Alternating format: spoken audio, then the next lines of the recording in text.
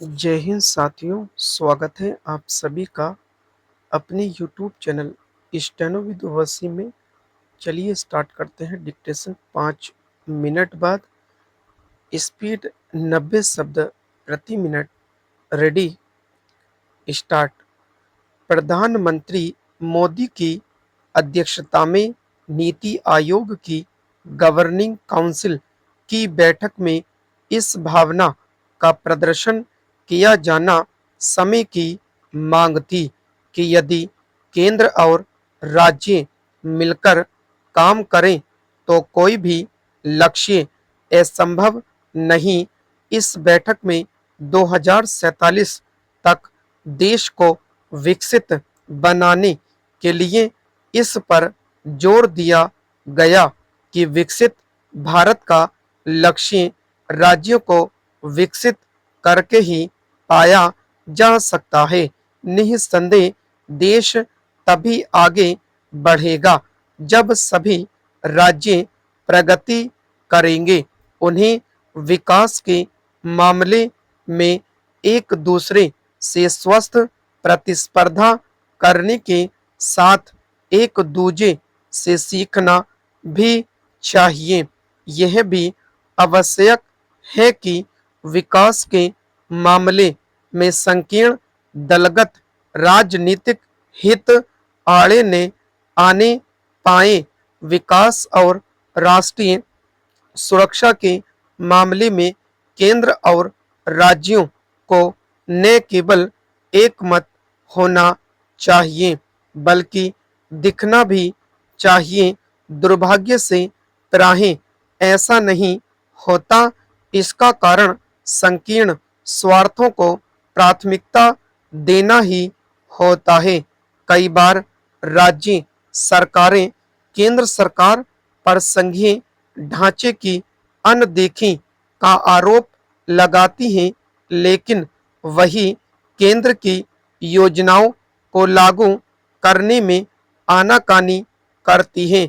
उदाहरण के तौर पर पश्चिम बंगाल ने केंद्र सरकार की कई योजनाओं को लागू करने की जरूरत नहीं समझी। इनमें कुछ योजनाएं तो जन कल्याण से संबंधित हैं। कई बार राज्यों को भी केंद्र सरकार से शिकायत होती है।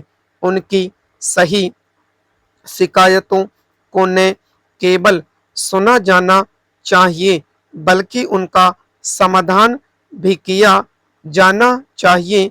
शिकायतों पर आरोप प्रत्यारोप का सिलसिला कायम होने से किसी का भला नहीं होता।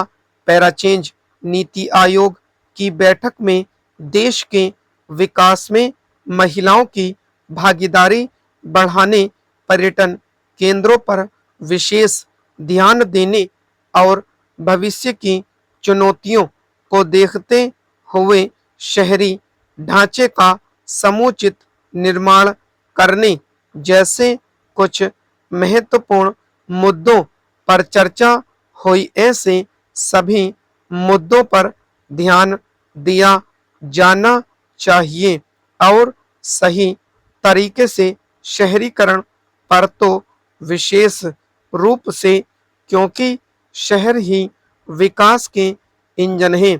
नीति आयोग की बैठक में कई राज्यों के मुख्यमंत्री व्यस्तता अथवा पूर्व निर्धारित कार्यक्रम के कारण नहीं आए। आशा की जाती है कि उनकी अनुपस्थिति का कारण केंद्र को कोई राजनीतिक संदेश देना नहीं होगा। यह विचित्र है कि नीति आयोग की जिस बैठक में कांग्रेस शासित राज्य के मुख्यमंत्री भी आए, उसे लेकर पार्टी महासचिव जयराम रमेश की प्रतिक्रिया घोर नकारात्मक रही। उन्होंने बैठक खत्म होने के पहले ही उसे निरर्थक करार दिया और नीति आयोग को अयोग्य निकाय भी कह दिया। आखिर इसे नकारात्मकता की पराकाष्ठा के अलावा और क्या कहा जा सकता है।